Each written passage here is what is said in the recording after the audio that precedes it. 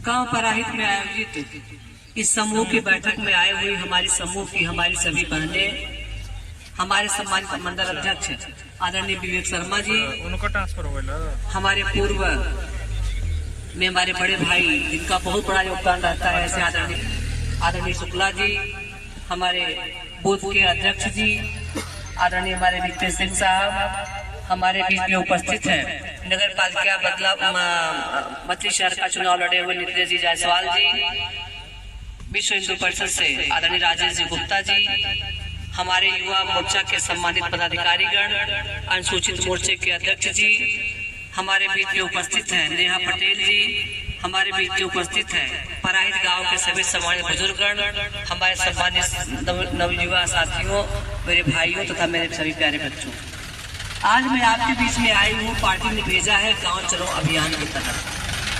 Bharatiya Janata party ने कार्यक्रम बनाया है गांव चलो अभियान।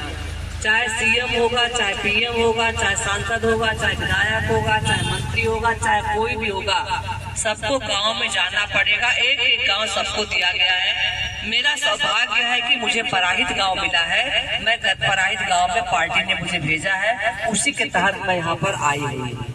और आने का उद्देश्य क्या है कि अपनी समूह की बहनों के साथ बात करना कि समूह चलाने में आपको क्या परेशानी है, समूह चलाने में क्या आपका फायदा है, समूह चलाने से कैसा आपको लग रहा है, समूह चलाने के बाद आपके पैसे में कैसे वृद्धि हो रही है, और अपनी बहनों को आप प्रेरणा दीजिए। क्योंकि मोदी सरकार यह चाहती है, मोदी यह चाहते हैं कि चाहे वो हमारी महिला हो, चाहे वो हमारे पुरुष हो, हर व्यक्ति कुछ न कुछ काम करते रहे। नौकरी हर आदमी नहीं कर सकता क्योंकि हर आदमी पढ़ा लिखा नहीं हो सकता, लेकिन समूह चलाने के लिए बहुत बड़ी डिग्री की जरूरत नहीं है। तब पढ़ाई में भी हम समूह चला सकते हैं।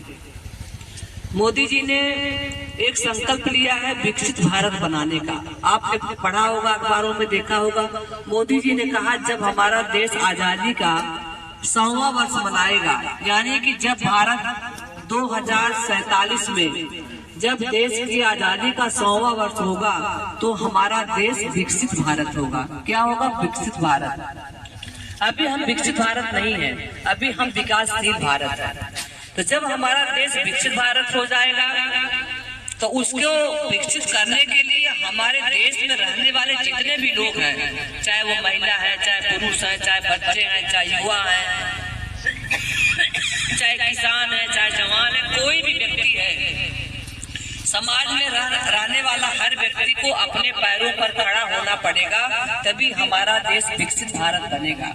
और आपने देखा होगा मोदी जी की 10 साल के कार्यकाल में, मोदी जी को आए कितना हुआ? अभी 10 साल हुआ।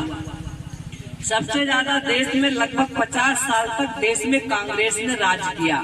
जनता ने सबसे ज्यादा सेवा करने का अवसर दिया कांग्रेस को, लेकिन कांग्रेस जो 50 वर्षों में न कर पाई, 10 सालों के अंदर मोदी जी उससे कई हजार गुना ज्यादा करके दिखा दिए। ऐसा मैं नहीं कह रही हूँ, ऐसा आप लोग देख रहे हैं, इसमें कहीं कोई संदेह नहीं है।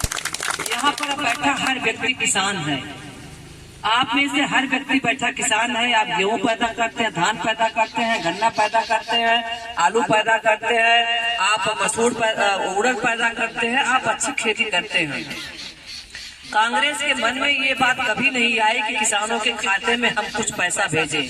मोदी सरकार का क्या करिश्मा है, वो दिल्ली में बैठकर बटन दबाते हैं और साल भर के अंदर किसानों के खाते में 6000 रुपया आता है। ये मोदी सरकार की कितनी बड़ी तोहफा आपके लिए है। कम से कम एक किसान खेत में भराई के लिए पैसा मिल गया, बीज के लिए पैसा मिल गया, खाद के लिए पैसा मिल गया। तो मोदी सरकार किसानों को भी चाहती है कि किसानों की आय में वृद्धि हो, किसानों की आय दुगनी हो। हमारी बेटियां हैं, बच्चियां हैं। पहले बेटी का होना बड़ा दुर्भाग्य माना जाता था, लेकिन मोदी जी ने कहा बेटी बचाओ बेटी पढ़ाओ। आज हमारी बेटियां सेना में जाकर के फाइटर प्लेन उड़ा रही हैं, आज हमारी बेटियां आसमान में जहाज उड़ा रही हैं, आज हमारी बेटियां सेना में काम कर रही हैं, जहाज उड़ा रही हैं, रेल चला रही हैं, इंजीनियर बन रही, डॉक्टर बन रही हैं। और कितना सौभाग्य है हमारे देश का। हमारे देश की राष्ट्रपति हैं द्रौपदी मुर्मू, जो अनुसूचित जनजाति की महिला है। ये हमारे लिए कितने सौभाग्य की बात है। कहा था ना ऑलरेडी। अनुसूचित जनजाति जिसको लोग कहते